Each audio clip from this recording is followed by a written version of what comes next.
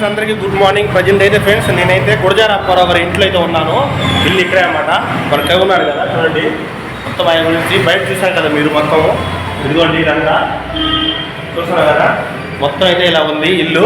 విజయనగరం నుంచి గురజార అప్పారావు గారి ఇల్లు అయితే ఇలా ఉంది ఫ్రెండ్స్.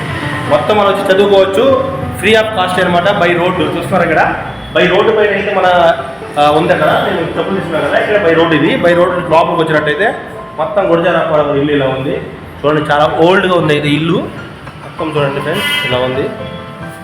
నేనైతే ఇప్పుడు దాకా చూడలేదు. దాన్ని లోపల చూసినట్లయితే ఇదంతా ఇలా అయితే ఆయన చిన్ననాటి నుంచి చేసిన ప్రతి ఒక్క ఆయన రచించబడిన ప్రతి ఒక్క కళ దగ్గర ప్రదర్శించబడుతుంది లోపలికి. చాలా బాగుంది ఫ్రెండ్స్.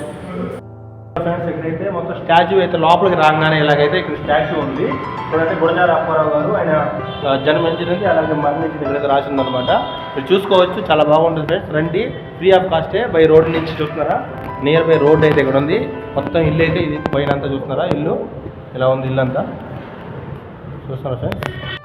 అప్పట్లోనే ఇల్లు మెట్లు అనమాట, పైకి ఇలా ఉంది. ఓల్డ్ ఫ్యాషన్గా చెక్కలతో చేసిన తలుపు. లోపలికి అయితే ఇలా పోవడానికి మెట్లు ఇలా ఉంది పైకి.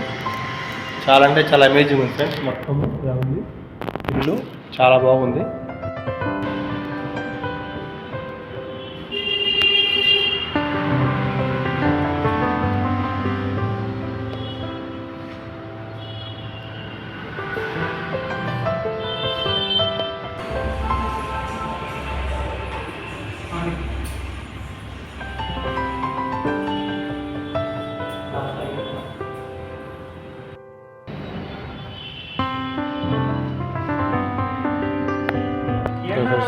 తులసి బాయి